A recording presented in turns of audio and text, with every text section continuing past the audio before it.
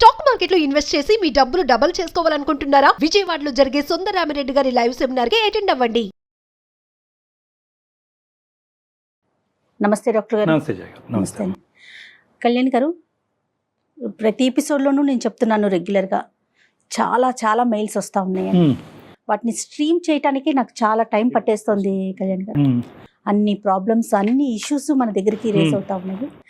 చదువుకునే వయసులోనే degree complete చేసిందో లేదో ఇండస్ట్రీ మీద ఇంట్రెస్ట్తో ఇక్కడికి వచ్చేసింది హైదరాబాద్.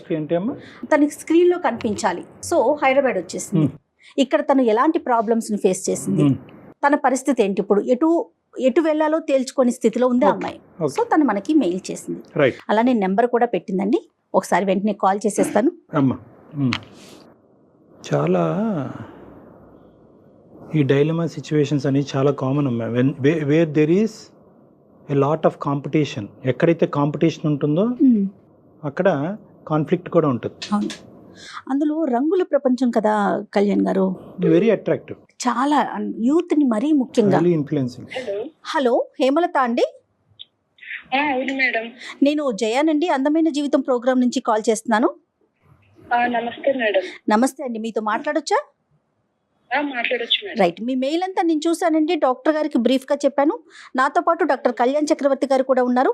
బ్రీఫ్ గా కొంచెం మీ ఇష్యూ ఏంటి, మీరు ఏం కోరుకుంటున్నారు అందమైన జీవితం నుంచి? హేమలత నమస్తే అమ్మా, నేను డాక్టర్ కళ్యాణ్ చక్రవర్తి.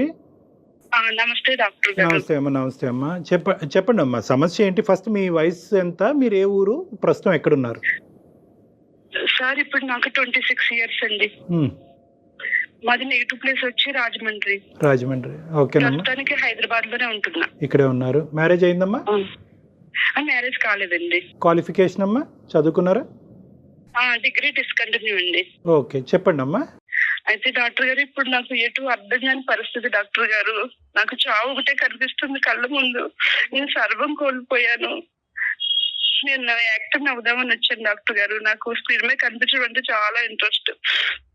ఇప్పుడు నేను ఒక అతని చేతిలో మోసపోయాను. నేను ముందుకు ఎలా వెళ్ళాలో నాకు ఏంటో ఏం అర్థం కాక యూట్యూబ్ లో మీరు అందమైన జీవితం ప్రోగ్రామ్ చూసి మీకు మెయిల్ చేశాను డాక్టర్ గారు.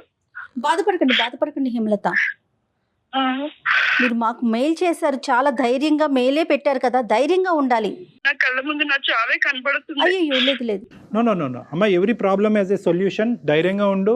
బహుశా నువ్వు ఎవరికి చెప్పుకోలేక మాకు చేసినట్టున్నావు. ఎప్పుడైతే చెప్పటం మొదలు పెడతావో ఆటోమేటిక్గా నీకు సొల్యూషన్ కనిపించడం మొదలవుతుంది. ఫస్ట్ ఫ్యాక్ట్స్ చెప్పమ్మా. నీ ఇమోషన్స్ అనేది కొద్దిగా నిన్ను నువ్వు ఓదార్చుకుంటూ ఫ్యాక్ట్స్ చెప్పండి. చిన్నప్పటి నుంచి నాకు యాక్టింగ్ అంటే చాలా ఇంట్రెస్ట్. స్కూల్లో కానీ కాలేజ్ లో కానీ నేను బాగా ప్రోగ్రామ్స్ లో పర్ఫార్మెన్స్ చేసేదాన్ని, బాగా యాక్ట్ చేసేదాన్ని. అడిగి మరి నేను చిన్న క్యారెక్టర్లు అన్నా చేసేదాన్ని. మా ఫ్రెండ్స్ అంతా నువ్వు చాలా బాగున్నావు, బాగా యాక్ట్ చేస్తున్నావు, నువ్వు యాక్టర్ అవుతావు, నువ్వు ట్రై చేయొచ్చు కదా అనేవారు. ఇంకా నాకు చిన్నప్పటి నుంచి ఇంకా అదే విషయం నేను మైండ్ లో పెట్టుకున్నాను. అలా పెట్టుకుంటుండగా ఇంట్లో కూడా తెలుసు నాకు యాక్టింగ్ అంటే ఇష్టం అని. పిచ్చి ఎక్కువైపోతుంది, ఇందుకు పెళ్లి చేయాలనేసి వాళ్ళు ఆలోచించారు మేడం. ప్రపంచం పొగట్టమే గానీ ఇంట్లో వాళ్ళు అయితే మాత్రం అది ఎంకరేజ్ చేయలేదు ఏమ్మా? ఇంట్లో వాళ్ళు చేయరండి, చాలా పద్ధతిగా ఫ్యామిలీ, ఇంట్లో అసలు ఒప్పుకోరు. ఇలా 3-4 సంబంధాలు చూసారు సార్. చూసిన తర్వాత ఒకటి ఓకే చేశారు, నాకు తెలియకుండా ఓకే చేసి మన్నాడే నీకు నిశ్చితార్థం రేపు అని చెప్పారు. ఆ రోజు ముందు రోజు చెప్పారు నాకు. ఆర్థిక పరిస్థితి అమ్మా ఇంట్లో నాన్నగారికి? ఆర్థిక పరిస్థితి బాగానే ఉందండి మాకు. నాన్నగారు ఫైనాన్స్ ఇస్తారు, ఫైనాన్స్ బిజినెస్ బాగానే ఉంది. సో ఒక రోజు ముందే నీకు చెప్పారు ఏమ్మా? ఎందుకమ్మా అంత లాస్ట్ మినిట్ చెప్పాల్సిన అవసరం ఏముంది? అంటే నాకు యాక్టింగ్ అంటే ఇంట్రెస్ట్, నా మ్యారేజ్ ఒప్పుకోనని వాళ్ళకి కూడా కొంచెం అర్థమైంది నా గురించి. అంతకు ముందు ఏమైనా సంబంధాలు వస్తే కొట్టేశారమ్మా మీరు? లేదండి, లేదు. అంటే నాకు తెలియకుండా మ్యారేజ్ చేసేద్దాం అనేసి వాళ్ళు నిశ్చయించుకున్నారు. సరే చెప్తారు. ఓకేనమ్మా. తర్వాత మర్నాడు నిశ్చితార్థం పెట్టుకున్నారు. నేను ఒకవేళ చెప్పినా ఇంట్లో ఒప్పుకోరు. నేను నెక్స్ట్ ఇయర్ చేసుకుందామని పోస్ట్ పోన్ చేద్దాం అనుకున్నా కూడా వాళ్ళు వినేటట్లేరు. వినేటట్లేకపోతే నాకు ఏం చేయాలో అర్థం కాక ఇంట్లో కొంచెం గోల్డ్, నా పెళ్లికని గోల్డ్ చేయించి పెట్టారు ముందుగానే. గోల్డ్ కొంచెం 30,000 మనీ తీసుకుని నైట్ నేను ట్రైన్ ఎక్కి హైదరాబాద్ కి వచ్చేసాను. ఇక్కడ ఎవరైనా పరిచయాలు ఉన్నాయా హేమలత మీకు హైదరాబాద్ రావటానికి? మేడం నాకు ఇక్కడ ఎవరు ఏం తెలియదు మేడం. డైరెక్ట్ గా వచ్చేసారు ఇంకా? సికింద్రాబాద్ కి వచ్చాను. వచ్చి అక్కడే 3 days అలా లాడ్జ్ లో ఉన్నాను. ఇది కరెక్ట్ కాదు, ఇలా లాడ్జ్ లో ఉండకూడదు అనేసి అలాగ కొంచెం అటు ఇటు కొంచెం చూసుకుని ఒక రూమ్ తీసుకున్నాను మేడం. రూమ్ తీసుకుని ఫ్యామిలీ ఉన్న పక్కనే ఉండేదాన్ని. Okay okay. ఉంటే ఆంటీ వాళ్ళు ఏంటమ్మా ఒక దాని ఉన్నావు, ఎలా వచ్చావు, దేని గురించి, స్టడీ గురించి ఏంటని అన్ని అడిగారు. ఆంటీకి లేదు ఆంటీ, నాకు యాక్టింగ్ అంటే ఇంట్రెస్ట్, దాని గురించి వచ్చాను. ఇప్పుడు నాకు ఏం చేయాలో ఏంటి ఏం అర్థం కావట్లేదు అంటే, అమ్మా నువ్వు ఇక్కడ ఉండడం కరెక్ట్ కాదు, నువ్వు జూబ్లీహిల్స్, బంజారాహిల్స్ అటు వెళ్ళి ఆఫీసులు ఉంటే అక్కడ ట్రై చేయి అని చెప్పారు ఆంటీ. పెళ్లి అనేటటువంటి అంశం లేకపోయినా నా గోల్ నన్ను రీచ్ అవడానికి మా తల్లిదండ్రులకి ఇష్టం లేదు కాబట్టి ఈ గోల్ ఫుల్ఫిల్ చేసుకోవడానికి, నా గమ్యం నేను చేరడానికి ఎప్పటికైనా నువ్వు బయటకు వచ్చి ఉండేదాన్ని. ఎప్పటికైనా నేను బయటకు వచ్చేదాన్ని, లేట్ గానే వచ్చేదాన్ని డాక్టర్ గారు. ఈ పెళ్లి అనేటటువంటి అంశం మాత్రం, పెళ్లి చూపులు అనే అంశం మాత్రం అగ్గికి ఆర్జం పోసినట్టు నువ్వు ఇమీడియట్ గా డెసిషన్ తీసుకునేటటువంటి విధంగా అది మార్చింది. Right, got it. Okay, aunty నీకు సముదాయించి ఇక్కడ కాదమ్మా నువ్వు జూబ్లీ బంజారాహిల్స్ లో వెళ్ళి ఉండు, అక్కడ నీకు ఆపర్చునిటీస్ ఉంటాయి, ఫిలిం నగర్ రండి అనండి. ఏమైందమ్మా తర్వాత? డాక్టర్ గారు నేను కృష్ణానగర్ లో నేను ఇల్లు తీసుకుని ఉన్నాను. అలా కొన్ని రోజులు ఉన్న తర్వాత నాకు ఒక డైరెక్టర్ పరిచయం అయ్యాడు డాక్టర్ గారు.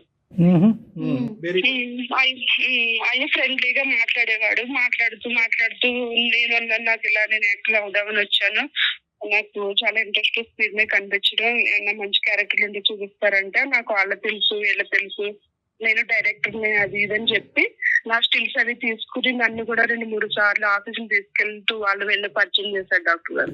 డైరెక్టరా, సో కాల్డ్ డైరెక్టరా? అది కాబోయే డైరెక్టర్ అంట, నెక్స్ట్ డైరెక్టర్. నాకు ఇంట్రెస్ట్. అతను కాదు తల్లి, అందరు ఆడపిల్లలు ఇదే నమ్ముతారు, ఇదే ప్రాబ్లము. ఇతను చెప్పుకోవటమా, నువ్వు వేరే ద్వారా కూడా ఇతను డైరెక్టర్ విన్నావా? అతను చెప్పడమే డాక్టర్ గారు, వేరే వాళ్ళు ఎవరు చెప్పలేదు. ఇదే సమస్య, అందరూ అతను చెప్తారు. సరే చెప్పమ్మా. తర్వాత నా స్టిల్స్ అవి తీసుకుని ఆఫీసులకి వెళ్ళాం, ఇచ్చాం, బాగానే ఉంది, అందరితో మాట్లాడేవాడు అనుకున్న స్టూడియోలో.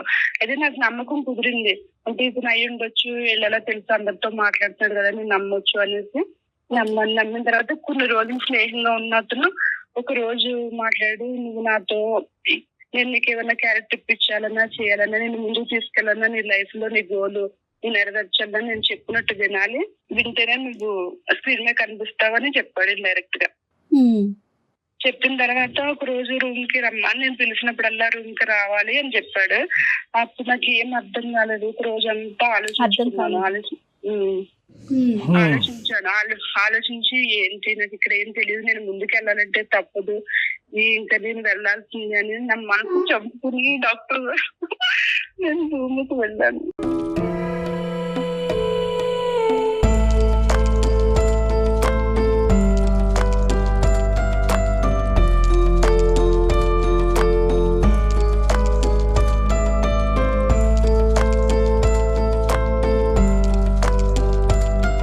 ఇప్పుడు ఏం చేయం లాభం అమ్మా, అంబిషన్ ఉండొచ్చు కానీ అంబిషన్ ఆలోచన కప్పేయకూడదమ్మా. అంటే నేను ఎలాగైనా స్క్రీన్ మీద కనిపించాలనేది నేను ఆలోచించాను, కానీ నా కెరీర్ ఏమైపోతుందో నేను ఆలోచించగలిపోయాను డాక్టర్ గారు. కెరీరే స్క్రీన్ అనుకున్నారు, స్క్రీన్ మీద కనిపించడమే మీ కెరీర్ అనుకున్నారు. నా కెరీర్ అదే అనుకున్నాను డాక్టర్ గారు. అది నన్ను కోల్పోయి నేను అలా అతను పిలిచినప్పుడల్లా వెళ్తూ ఉండేదాన్ని. అలా 1 year గడిచింది డాక్టర్ గారు. మరి ప్రశ్నించలేదమ్మా, రూమ్కి రమ్మంటున్నావు, పిచ్చి పిచ్చి పనులన్నీ చేస్తున్నావు, ఇప్పుడు అవకాశం ఏది అనేటటువంటి ప్రశ్న ఎప్పుడు అడగలేదా నువ్వు? అడిగేదాన్ని మధ్యలో, ఇదిగో అదిగో స్టార్ట్ అవుతుంది, కొత్త ఫిలిం, టైం పడుతుంది, ప్రొడ్యూసర్ దొరకలేదు, అది ఇది, నీకు మంచి క్యారెక్టర్ ఉంది, అది ఇది అని చెప్పేవాడు. నేను ఆ మాయ మాటలు వినేదాన్ని, నాకు తెలియదు కదా, నిజం అనుకునేదాన్ని. ఒక మనిషి 100 సార్లు మాట్లాడుతున్నాడు కానీ చెప్పినటువంటి మాటల్లో ఒక్కటి కూడా సార్థకత లేదు అనేటటువంటి ఆలోచన వచ్చినప్పుడు సహజంగా ఏం చేస్తావు? ఇంట్లో వంటామిని కానీ, కిందింటి అంకుల్ని కానీ, పక్కింటి ఆంటీని కానీ, ఎవడండి వీడని ఒక మాట అడుగుతావా లేదా? నేను ఎవరిని అలా అడగలేదండి, అదే నేను చేసిన తప్పు. ఏంటి 1 year పాటు గుడ్డిగా నమ్మేశాను. నాకు ఆఫీస్ నుంచి ఫోన్లు వచ్చాయి. డౌట్ రాలేదా హేమలత మీకు? చెప్పండి. లేదు మేడం, ఆఫీస్ నుంచి కూడా ఫోన్లు వచ్చాయి, మేడం 3 months లో షూట్ ఉంది అంటే మాటలకు వచ్చాయి. నాకు నమ్మకం కుదిరింది, వాళ్ళు ఫోన్ చేస్తుండే, అవును నిజమే క్యారెక్టర్లు ఉన్నాయేమో అది ఇదని నేను గుడ్డిగా నమ్మాను. 3 days నుంచి ఫోన్ రాలేదు మేడం, నేను చేస్తే కూడా స్విచ్ ఆఫ్ వచ్చింది అతన్ని. అప్పుడు నేను ఏం చేశాను మేడం, నేను డైరెక్ట్ ఏమైందో ఏంటో అనేసి తన ఫ్లాట్కి వెళ్ళాను. ఫ్లాట్కి వెళ్తే లాక్ వేసి ఉంది. లాక్ వేసి ఉంటే ఏం చేయాలో అర్థం కాక వాచ్మెన్ అడిగాను, ఏమైంది అంకుల్ ఇక్కడ లేరా అంటే, లేదమ్మా 4 days అయింది ఖాళీ చేసి నీకు చెప్పలేదా అంటే, చెప్పలేదు అనేసి అన్నాను. అన్న తర్వాత డైరెక్టర్ గారు కదంటే, లేదమ్మా అతను డైరెక్టర్ కాదు, మా పిల్లలు ఏదో చిన్న వర్క్ చేస్తాడు, డైరెక్టర్ నీకు చెప్పాడా, కనీసం నన్ను కూడా ఒకసారి అడగలేదు నువ్వు అనేసి అతను అన్నాడు. అప్పుడు తెలిసింది మేడం అతను నాకు డైరెక్టర్ ఇండస్ట్రీ పర్సన్ కాదని. ఇండస్ట్రీ పర్సన్ కాదని నాకు అప్పుడు అర్థమైంది. నాకు అర్థమైనప్పుడు నేను మొత్తం నన్ను నేను కోల్పోయాను మేడం. నన్ను నేను కోల్పోయాను. నా గోల్ అంతా నా గోల్ నాకు కనిపిస్తుంది మేడం. నన్ను నేను సర్వస్వం కోల్పోయాను. నా ఆశలన్నీ అడాసలు చేసి వెళ్ళిపోయాడు మేడం. ఫోన్ కూడా పని చేయట్లేదు. నువ్వు ఆర్థికంగా ఎలాగ అక్కడ ఈ 1 year పాటు ఉన్నావు? ఈ ఫ్లాట్ అన్నావు, రెంట్ అన్నావు, ఇవన్నీ ఎవరు కట్టేవారు? నీ తిండికి ఎవరు కాంట్రిబ్యూట్ చేసేవారు? ఇది ఓన్లీ శారీరక పరమైనటువంటి వాడికి ఒక్కటేనా, ఆర్థిక పరంగా కూడా నిన్ను మోసం చేశాడు? ఇంకా నాకు అతను ఏం చూడలేదు. నేను గోల్డ్ తెచ్చుకున్నాను 10 tulas. ఆ గోల్డ్ నేను ముత్తూట్ ఫైనాన్స్ లో పెట్టుకుని తర్వాత నేను 30,000 తెచ్చుకున్నాను కదా, అలాగే జాగ్రత్తగా ఖర్చు పెట్టుకుంటూ మెయింటైన్ అయ్యాను. అదేనమ్మా, ఈ మహానుభావుడు ఏమన్నా అందులో పీల్చాడా? నాకు ఏమి ఇచ్చేవాడు కదండి, నాకు ఏమి ఇవ్వలేదు. నేను కూడా ఎక్స్పెక్ట్ చేయలేదు. అసలు ఇంకా ఇచ్చేది ఎక్కడ, ఇవ్వటం కాదు, మీ దగ్గర తీసుకున్నాడా అనేది మా ప్రశ్న. నేనే ఖర్చు పెట్టేదాన్ని. వెళ్ళినప్పుడు గట్రా నేనే ఖర్చు పెట్టేదాన్ని. అప్పటి నుంచి నేను 1 రూపాయి కూడా నేను ఆశించలేదు, తీసుకోలేదు. తర్వాత నేను మేడం ఇంకెటు దారలేదు, నా డబ్బులు అయిపోయింది, నా గోల్డ్ కూడా లేదు. అప్పుడు నేను పార్ట్ టైం జాబ్ చూసుకున్నా మేడం, 5 hours పార్లర్ లో. అది 15,000 అలా ఇచ్చేవారు. జాబ్ చేసుకుంటూ కూడా మేడం నేను నా గోలే కనిపించింది. సర్లే మోసపోయి నేను ఇంకా ముందుకు వెళ్ళాలి, నా గోల్ నేను ఎందుకు వచ్చాను నేను అది చూసుకోవాలనేసి నేను పార్ట్ టైం జాబ్ చేసుకుంటూనే నేను ఆఫీసుల చుట్టూరు తిరుగుతూ నా స్టిల్స్ అవి ఇచ్చుకుంటా, ఫోన్ నెంబర్లు ఇచ్చుకుంటూ వెళ్ళేదాన్ని మేడం. అక్కడ కూడా వాళ్ళు నన్ను అదోలాగా చూడడం, నువ్వు నన్ను క్యారెక్టర్ ఇస్తే నువ్వు మాకేమి ఇస్తావు అది ఇదని హేళనగా మాట్లాడేవారు మేడం. ఓకే, ఇలాగే జరుగుతుంది. పేరెంట్స్ తో కాంటాక్ట్ ఏంటి అన్న? ఏమయ్యారు పేరెంట్స్? పేరెంట్స్ తో నేను కాంటాక్ట్ కాలేదండి. కాకపోతే నా క్లాస్మేట్ అమ్మాయి ఉంది, నేను అప్పుడప్పుడు కాల్ చేస్తాను. మా మమ్మీ డాడీ గురించి చెప్తుంది కానీ నా గురించి వాళ్ళకి చెప్పదు. నా ఫ్రెండ్ వాళ్ళ వైపు నుంచి కాల్ రావటం కానీ వాళ్ళు ఏమన్నా మీతో మాట్లాడే ప్రయత్నం కానీ ఎప్పుడు జరగలేదా ఈ 1 year లో? లేదు మేడం, నేను వచ్చేటప్పుడే నేను సిమ్ తీసేసాను, వేరే కొత్త సిమ్. వాళ్ళ దగ్గర లేదు? లేదు, నా ఫ్రెండ్ కాంటాక్ట్ ఉంది, తనకి అప్పుడప్పుడు నేనే చేసి మాట్లాడేదాన్ని. మీ ఫ్రెండ్ అడిగేవారట అమ్మ వాళ్ళు, ఇది ఎక్కడుంది ఏంటి నీకేమన్నా తెలుసా అని అమ్మాయిని ఏమైనా ఎంక్వైరీ చేసేవారట? లేదండి, నన్ను అంటే అసైన్ చేసుకుంటున్నారంట. ఇంట్లోంచి వెళ్ళిపోయింది, మా మంచి ఫ్యామిలీ, ఇప్పుడు మేము తలెత్తుకు తిరగలేకపోతున్నాం, మాకు అది ఉన్నా సచిన ఒకటే అని నా ఫోటోకి దండేశారంట మేడం. నాకు పిండం కూడా పెట్టేశారంట మేడం. నాకు వెళ్ళడానికి కూడా లేదు మేడం. ఇప్పుడు నేను ఇక్కడ ఎలా బ్రతకాలి? నేను ఊరు వెళ్తే అమ్మ నాన్న నన్ను యాక్సెప్ట్ చేయదు, ఊరు వెళ్ళడానికి లేదు. నేను ఇక్కడ ఎలా ముందుకు వెళ్ళాలి? నేను ఈ చిన్న జాబ్ చేసుకుంటూ బ్రతకాల? నా గోలు, నా ఆశ, నేను ఎందుకు వచ్చాను ఇప్పుడు నాకు కొంచెం మార్పుగా ఉంది madam. There are thousands of questions. Okay, నీ ఫ్యూచరు, నీ అంబిషన్ ఒకటే కాదు. ఈరోజు నువ్వు ఒక మనిషి చేతిలో మోసపోయావు. ఇప్పుడు వెనుదిరిగితే కనుక ఇంటి తలుపులు తెరుచుకుంటాయా లేదా, మీ తల్లిదండ్రులు నిన్ను ఆహ్వానిస్తారా లేదా అనేటటువంటి పెద్ద ప్రశ్న. మూడోది ఏంటంటే, నీకు తెలియనటువంటి ఇంకో భయంకరమైంది ఏంటంటే, ఏదైతే మీ ఫ్రెండు చాలా సూపర్ఫిషియల్గా నీకు కమ్యూనికేట్ చేస్తుంది కానీ ఖచ్చితంగా మీ తల్లిదండ్రుల యొక్క మానసిక పరిస్థితి, ఆరోగ్య పరిస్థితి, ఏ వివరాలు నీ వరకు చేరలేవు. సో చాలా ప్రశ్నలు ఉన్నాయి. This is not a simple thing. నీలాంటి అమ్మాయిలు ఈ ఇండస్ట్రీ అనేటటువంటిదో లేదంటే ఇంకో ఇండస్ట్రీ అనేదే కాకుండా ఏ ఇండస్ట్రీ అయినా, ఏ కంపెనీ అయినా, ఏ ఫ్యాక్టరీ అయినా, ఏ కెరియర్ అయినా కూడా మోసపోయేటటువంటి తత్వం నీలో ఉంటే కనుక మోసం చేయడానికి 100 మంది ఉంటారు. అది ఎక్కడైనా నాట్ అబౌట్ దిస్ ఇండస్ట్రీ అంటే కనుక ఈ రంగులు కదండి. మనుషుల్ని నమ్మకంగా అందరిని నెగిటివ్ గా చూసుకుంటే ఎలా పోతాడు డాక్టర్ గారు? నమ్మకం ఉంటేనే కదా ముందుకు వెళ్తాము. నమ్మకం అనేటటువంటిది ఈజ్ ఆల్వేస్ కండిషనల్ అమ్మా. ఎస్పెషల్లీ వయసులో ఉండేటటువంటి ఒక ఆడపిల్లకి నమ్మకం అనేటటువంటి ఆస్పెక్ట్ ఒక కండిషనల్. జడ్జిమెంట్ అనేటటువంటిది కండిషన్. నీకేమైంది అంటే కనుక వెనక ముందు నీకు ఒకటే కనిపించింది, నీ అంబిషన్ ఒకటే కనిపించింది, నీ కెరియర్ ఒకటే కనిపించింది. 100 106 సాధించాలని అనుకున్నావు. ఎప్పుడైతే ఇంట్లోంచి బయటకు అడుగు పెట్టావో, నేను తప్పు చేస్తున్నానని నీ మనస్సాక్షికి తెలియటంతో ఏంటంటే ఎప్పటికైనా వెనక్కి వచ్చి నా తల్లిదండ్రులు ఎదుర్కొంటా తలెత్తుకుని నేను ఇంత పెద్ద హీరోయినో ఏదో అయ్యాను అని చెప్పుకోవటానికి నువ్వేమైందంటే కనుక ఇంకా గుడ్డిగా నీ ప్రయాణం ఇంకా ముందుకు కొనసాగింది. చాలా మంది ఆడపిల్లలు జయ గారు బయటకు వెళ్ళిన తర్వాత అప్పటి వరకు అంబిషన్ ఒక లెవెల్లో ఉంటుంది.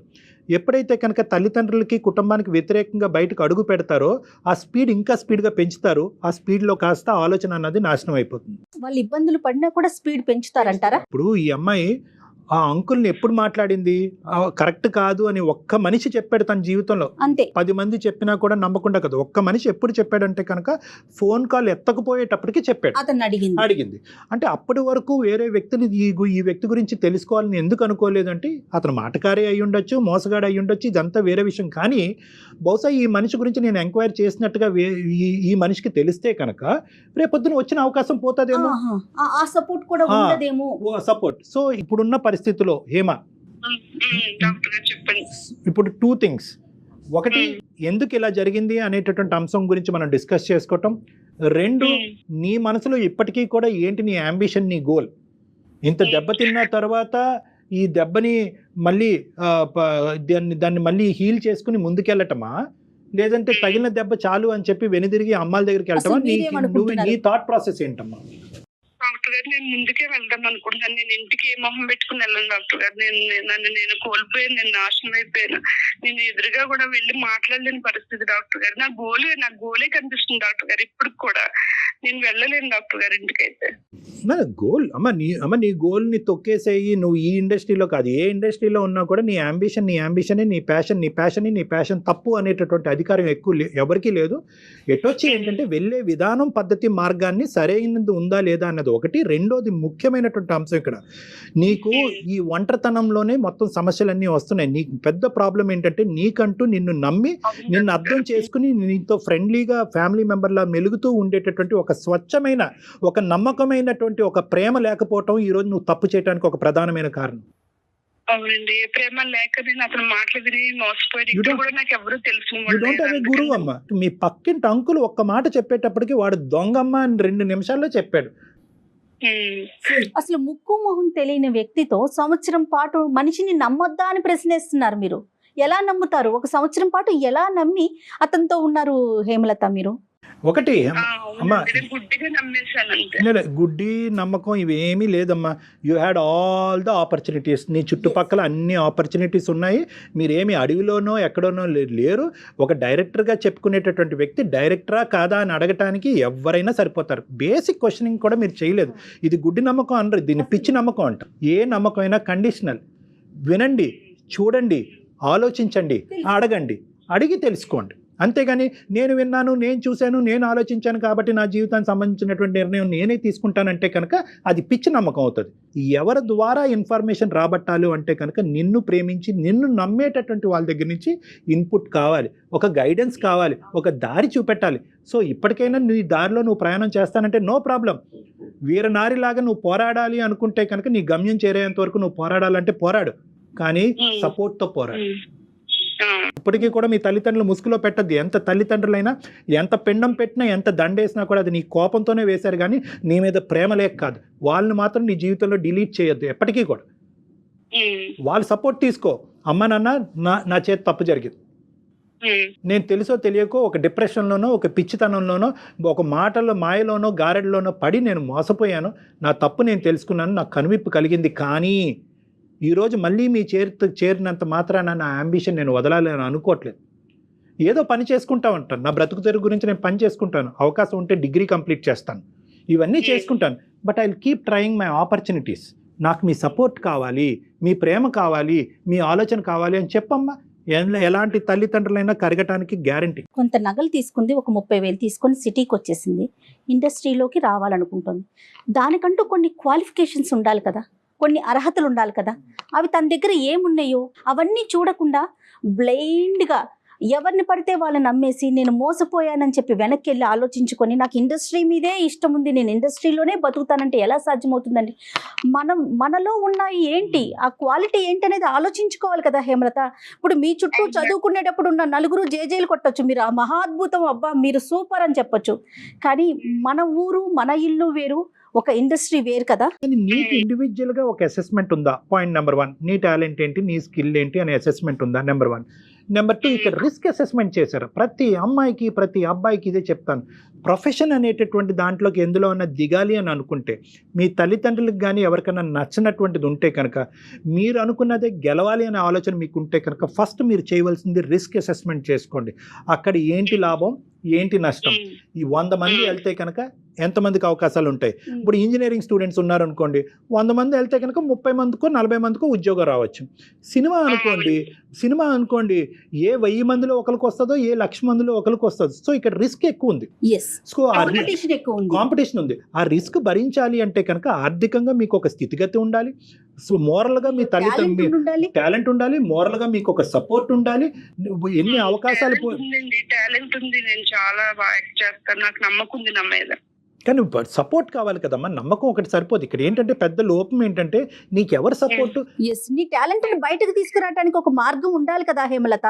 అందుకని మీకు కనిపించిన ప్రతిదాన్ని అదే మార్గం అని వెళ్ళిపోతున్నారు కదా, అది కాదు కదా. అంటే ఇక్కడ నిన్ను నిరాశపరిచేటటువంటి విధంగా మేము మాట్లాడట్లేదమ్మా, నిన్ను ప్రోత్సహిస్తున్నాను. బహుశా ఇంకొకళ్ళు అయితే కనుక ఏమంటారంటే, పన్ని కష్టాలు పడ్డావమ్మా, ఎందుకు ఈ గోల, వెళ్ళి చిన్నపాటి ఉద్యోగం చేసుకొని. కానీ నువ్వేంటంటే ఇంత దెబ్బ తగిలిన తర్వాత కూడా నా నమ్మకం దీని మీదే ఉంది, నా ప్యాషన్ ఇదే ఫుల్ఫిల్ చేసుకోవాలని అన్ని గట్టిగా అంటున్నావు. కాబట్టి నేనేమంటున్నానంటే, you can carry forward, no problem. కానీ నమ్మేటటువంటి దాంట్లో ఒక విధమైనటువంటి కండిషన్ అన్నది ఉండాలి, తల్లిదండ్రుల యొక్క సపోర్ట్ అనేటటువంటిది ఉండాలి, గుడ్డి నమ్మకం అన్నది ఉండకూడదు. నీకంటూ నిలదొక్కుని ఒక ప్యారలల్గా ఒక ప్రొఫెషన్ చేసుకుంటూ, వీలుంటే డిగ్రీ కంప్లీట్ చేస్తూ, సినిమాకి సంబంధించిన ఏదైనా కోర్స్ కంప్లీట్ చేసి, ఒక సరైనటువంటి వ్యక్తి ఎవరైనా నీకు దారి చూపెడితే ఆ దారిలో నడుచుకుని ముందుకెళ్ళటం అన్నది బెటర్. సరే డాక్టర్ గారు, థాంక్స్ అండి. ఓకేనా, ధైర్యంగా ఉండండి Hemalatha. Reconnect with your parents.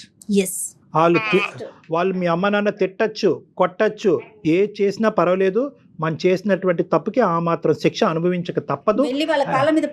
At the end of the day they are your parents. వెళ్ళి వాళ్ళని కలిసి జరిగిందంతా చెప్పి క్షమించమని అడిగి తర్వాత మీ కెరీర్ గురించి నేను చెప్పిన విధానంగా ఆలోచించడం ప్రారంభించండి. ఓకే అమ్మా, all the best. Right Hemalatha, God bless you అమ్మా, టేక్ కేర్. థాంక్యూ.